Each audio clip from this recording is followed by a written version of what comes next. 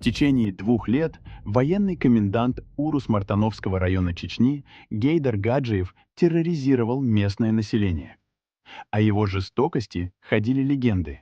Люди не могли спать по ночам, ожидая ночной облавы. Сотни молодых мужчин, которых он захватывал без всякой вины, были им казнены и покалечены. Он сажал в подвалы даже женщин и самолично избивал их. Никакие жалобы и обращения ко всему миру не помогали. Русских устраивали его методы обращения с населением.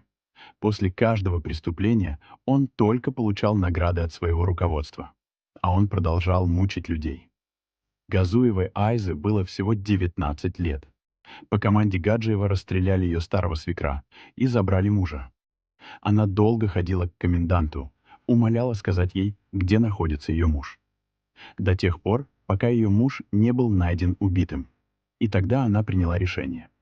29 ноября 2001 года она пришла на площадь перед военной комендатурой и ждала, пока появится убийца.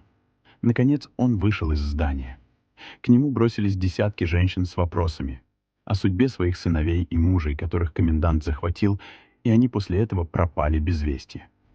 Она подошла к женщинам и на чеченском языке попросила их быстро удалиться, сказав им: «Сегодня ему пришел конец. Больше он не будет издеваться над нами».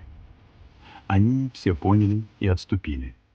Схватив обеими руками за камуфляжную куртку коменданта, она только спросила его: «Ты помнишь моего мужа? Ты помнишь меня?» И плотно прижала его к себе. После этого произошел мощный взрыв, который стал последним, что увидел этот жестокий российский тиран. Да помилует Аллах Айзу и воздаст ей садами рая высшей степени.